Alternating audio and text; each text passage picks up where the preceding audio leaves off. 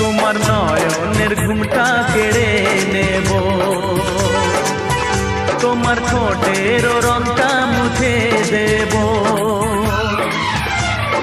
বাঁশরিয়া ওই